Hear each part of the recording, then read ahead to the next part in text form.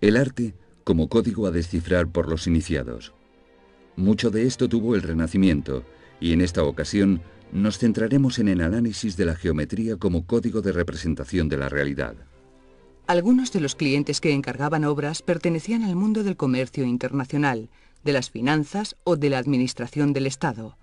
Estaban en consecuencia muy habituados a manejar medidas, dimensiones y relación entre cuerpos y volúmenes. Exactamente lo que estaba proponiendo Masaccio en sus obras más revolucionarias. En esta célebre escena de la Trinidad, en la iglesia de Santa María Novella, la figura de la Virgen es un enorme cono truncado y su gran volumen está determinado por el hábil juego de dibujo, color, sombras y luces. En algunos tratados de la época se recomendaba el estudio de la geometría para agudizar la inteligencia de los niños que procedían de familias adineradas. Eran conscientes de que esa formación en conceptos abstractos les permitiría entender mejor las cantidades, las magnitudes que barajarían en sus profesiones futuras. Resulta lógico entender cómo ver reflejados estos ideales en las paredes de una iglesia les producía a estos comerciantes la agradable sensación de que todo estaba ordenado de forma coherente, tanto en esta realidad como en la otra.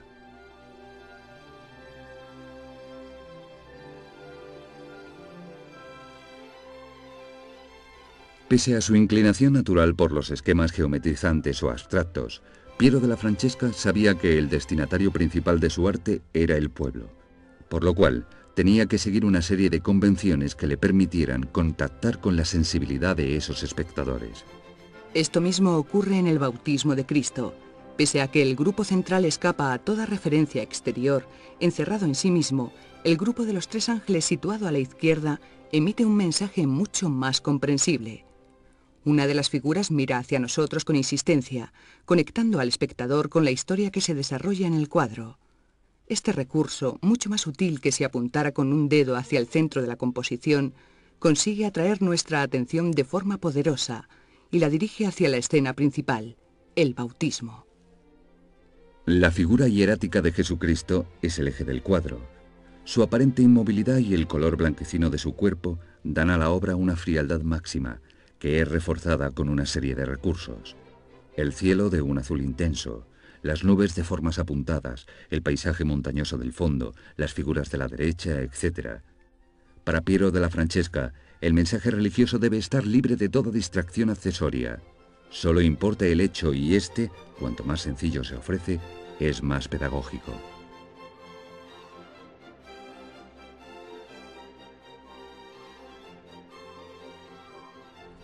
El pintor era un visualizador profesional de las historias, tanto si éstas eran profanas como sagradas.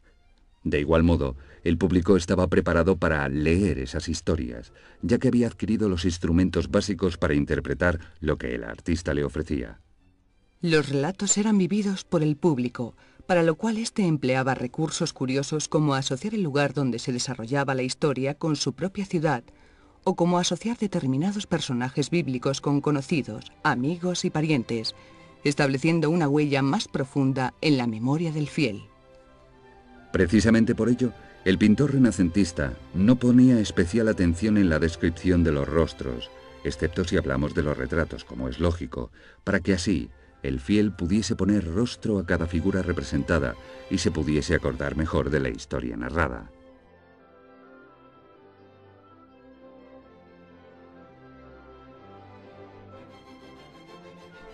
Es una composición basada en los versos del poeta Poliziano, quien, en una de sus obras de fines del siglo XV, describe el reino de Venus.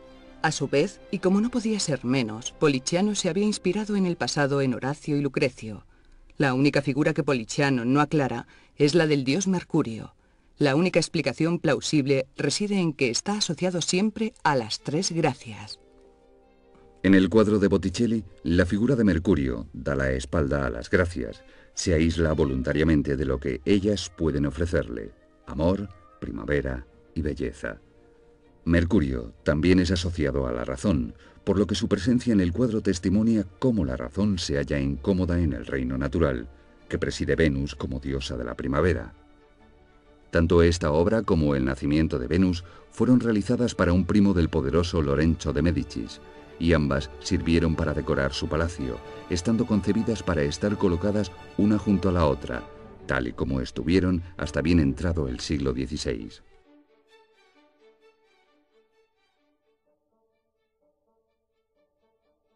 Nos encontramos, probablemente, ante el retrato más célebre de la historia de la pintura. Esta enigmática dama engloba de manera formidable los requisitos de un buen retrato desde el punto de vista de Leonardo.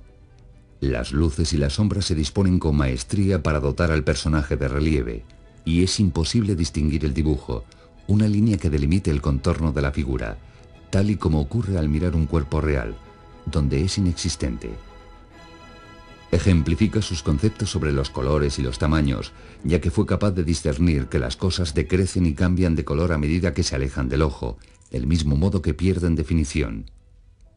Y evoca de manera mágica la potencia de la naturaleza, traduciendo en una pintura la esencia de esta, con una técnica sublime, basada en la superposición de veladuras que convierte en imperceptibles las pinceladas.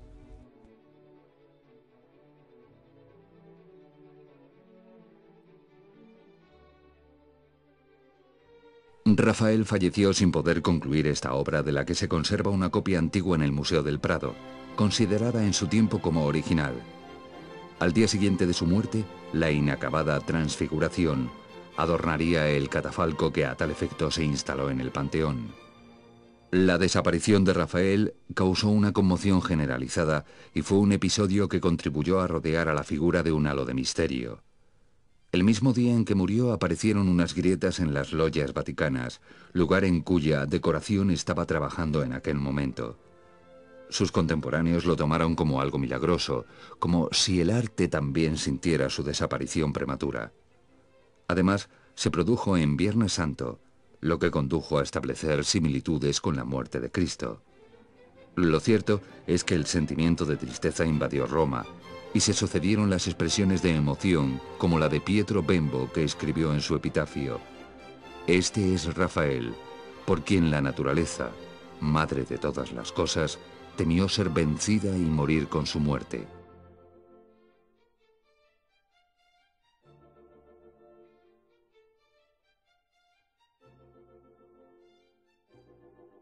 En la década de los 30, cuando Miguel Ángel comenzó el juicio final en el testero de la Capilla Sixtina, su concepción del mundo había cambiado en relación a la que poseía en los años en los que había pintado la bóveda. La situación de Italia y de la propia Iglesia tampoco era la misma. La Reforma había dividido a la Iglesia, la posición política del Papa era más débil, había desórdenes económicos y en 1527 se produjo el Saco de Roma. El juicio final será el reflejo plástico de ese desorden del mundo, obra de un hombre cuya seguridad se está quebrando con desnudos flácidos, pesados y desprovistos de la gracia de los del techo. Aparte de recibir críticas por pintar las figuras desnudas, hubo otros elementos iconográficos que fueron considerados poco ortodoxos. Por ejemplo, para algunos resultaba inaceptable que ciertos muertos aparecieran como esqueletos, mientras otros ya habían recuperado su forma carnal, ya que según la Biblia, todos los muertos resucitarán a la vez. Y menos aún que para representar el infierno, Miguel Ángel hubiera elegido la figura de Caronte en su barca. Mito y religión ya no se podían mezclar.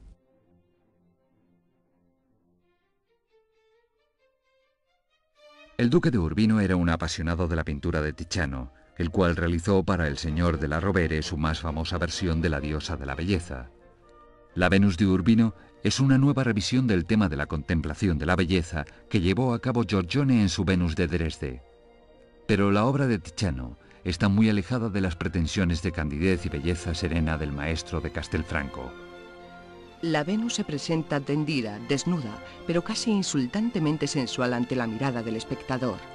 La belleza femenina ha dejado de ser objeto pasivo de contemplación para tomar un papel activo de encendida seducción. Tiziano ha registrado no a una diosa de la belleza, sino la impresión visual de la belleza desnuda en sí.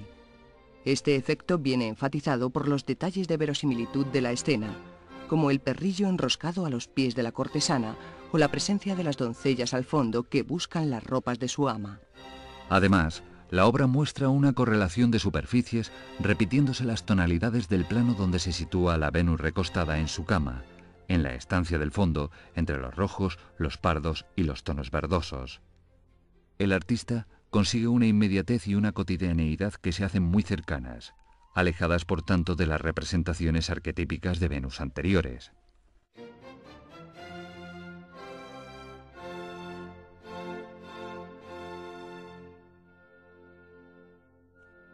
En la mitad del siglo XVI, la escuela de San Marcos estaba en su máximo apogeo. Marco de Vescovi, también llamado Episcopi, fue nombrado guardián grande en 1547, deseando embellecer el edificio con un gran cuadro que cubría las paredes por completo, que encomienda a Tintoretto, autor de este encuentro del cuerpo del santo que contemplamos. La luz es la principal protagonista de la escena como vehículo transmisor de la tensión que se vive en el momento del hallazgo del cuerpo.